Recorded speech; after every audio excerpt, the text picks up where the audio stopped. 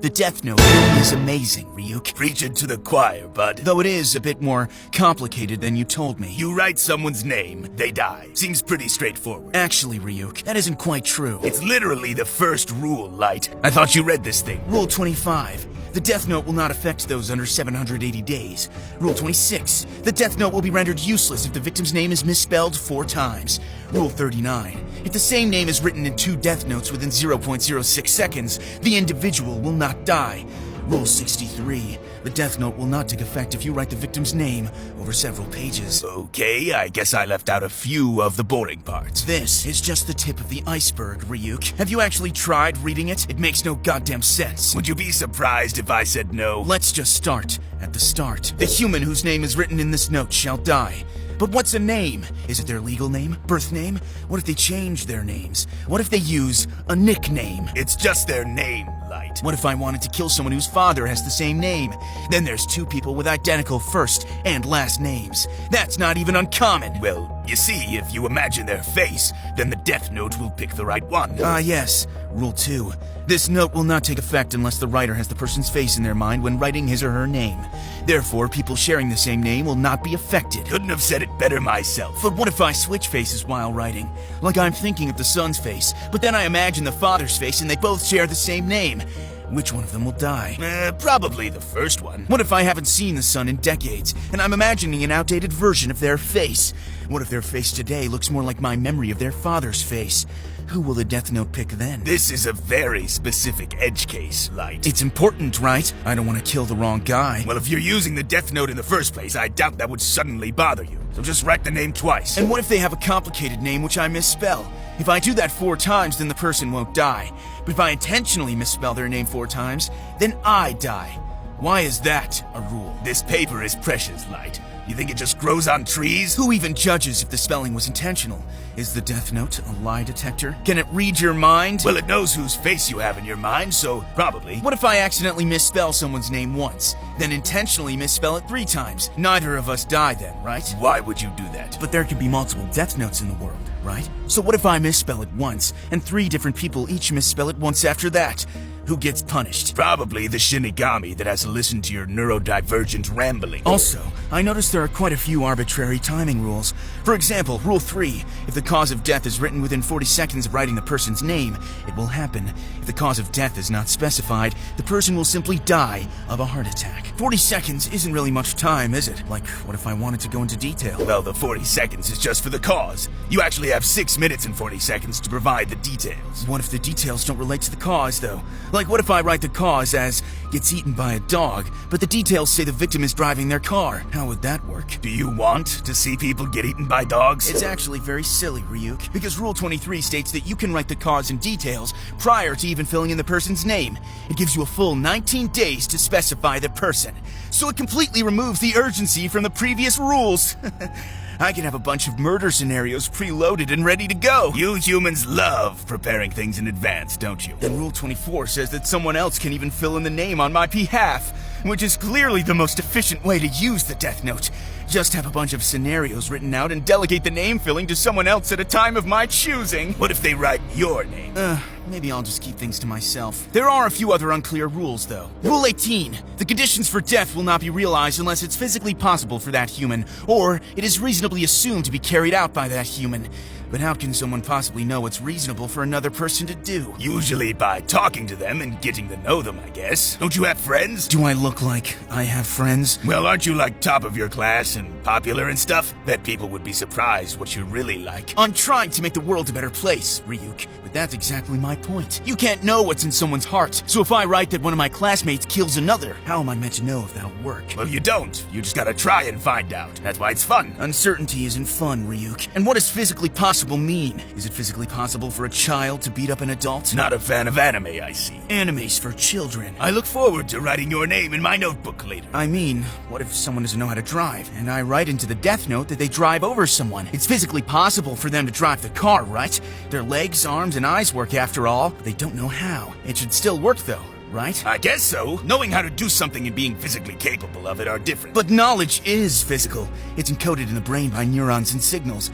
So since they don't know how to drive, I guess they're not physically capable, are they? Well, now I'm just confused. Welcome to my world, Ryuk. This whole damn book is confusing. Have you read Rule 28? Do you really have to ask? If the death leads to more than intended, the person will simply die of a heart attack.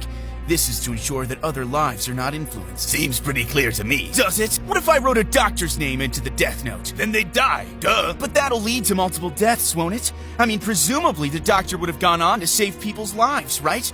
So are doctors just immune from the death note then? I guess. And what about a comedian keeping someone alive with their dumb jokes? Or a parent keeping their child alive? Their deaths could lead to more than intended, so are they immune too? I think that's a bit of a stretch. But everyone's capable of killing themselves, right?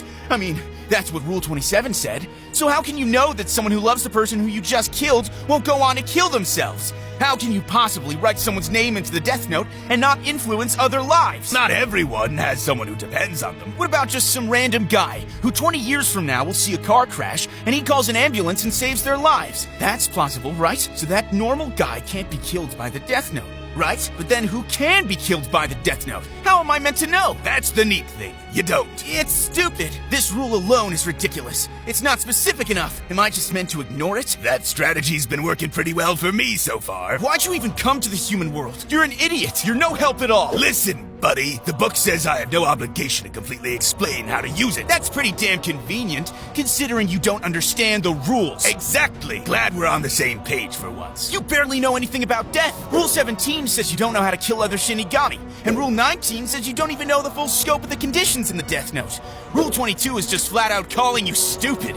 Why don't you know these things? Well, to be fair, we don't really need to, because there's a guidebook. There's a what? Yeah, there's actually a few copies of what you humans would refer to as a guidebook. Tells you exactly how the Death Note works. I'm sure it's a great read. Why don't you have that? Oh, it's not allowed to be delivered to humans. Then what the hell's the point in all this? Why deliver these Death Notes to the human world if you can't even explain how they work? Is this all just a game to you? Yeah, pretty much. But if you want, I can offer you the Shinigami Eyes deal.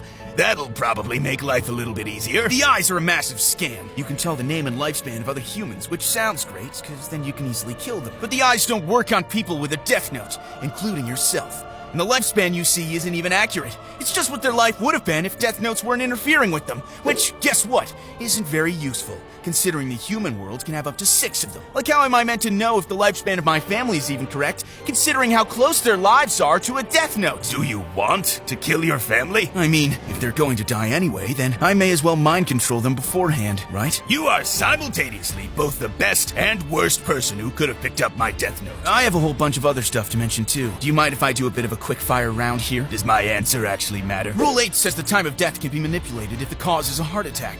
So what happens if I write an absurdly high number, like 100 years? Or a negative number? Or a number that has no units? Hey, do you have any apples? Rule 10 says the person who owns the death note is possessed by a Shinigami. What does that mean, though? Like, are you messing with my mind? My thoughts? My free will? I need something to take the edge off. Rule 14 says Shinigami can extend their lives by writing human names, but humans cannot. Seems kind of unfair, right? I bet Rem doesn't have to put up with this shit. Rule 21 says the letters need to be legible. But what counts as legible? Is bad handwriting legible? Is invisible ink legible? You know, me and her were actually an item back in the day. Rule 25 says the death note will not affect those under 780 days. But what about a pregnant woman? Would she die? Would her baby die? That would violate this rule and the unintended deaths rule, right? But honestly, I was way out of her league. Rule 32 says if you lose the death note, then you have 490 days to find it or you'll lose ownership. Isn't this an absurd length of time? Like, is the Shinigami who's possessing you really gonna wait around for over a year for you to find it again? You know, a lot of people stopped watching the show after L died. Rule 43 mentions the great god of death. Who is this guy? Why does he even need the lesser gods of death when they don't even know how their damn notebooks work? And honestly, I can't blame them. Rule 53 says if you lose the death note, then you can't recognize the sight or voice of your god of death. But they're still possessing you for the 490 days until you lose ownership. So what's the point of this? Is it just a dumb rule to punish Shinigami? Nier had some moments, sure. According to Rule 63, you can't use several different pages to write a person's name. But what if you took little snippets from a few pages, then glued them together? Would that work? But following up a guy like L? Ooh, that's rough, buddy. And don't get me started on the topic of ownership. The Death Note uses terms like owner, borrower, toucher, and they all have different rules. Only the owner gets the Shinigami Ideal trait, and they're the only one that has the God of Death following them. But the borrower can still see the God of Death, and a toucher gets their memories restored? Honestly, borrowing is better than owning, because you don't have some skeletal frog-faced monstrosity watching you while you poop. And you can't lose half your goddamn life in a trade, which you don't get back even if you ask for the power to be reverted. A smart owner would just delegate killing to borrowers, and avoid doing it himself. Being an owner isn't even that special. You done?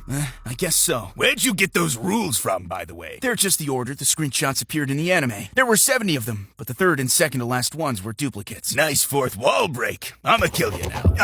Ryuk! What the hell? I warned you this would happen. You didn't answer any of my questions. Literally answered your first one, bud. Why are there typos? Typos? What do you mean?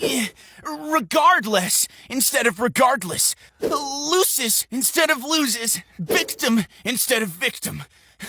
Are you stupid? I know you are, but what am I? What? Are you dead yet? Ryuk, am I going to heaven? Nope. Hell? Worse. Then where? Nothingness. What's that? No idea. I hate Shinigami. That's what they all say in the end.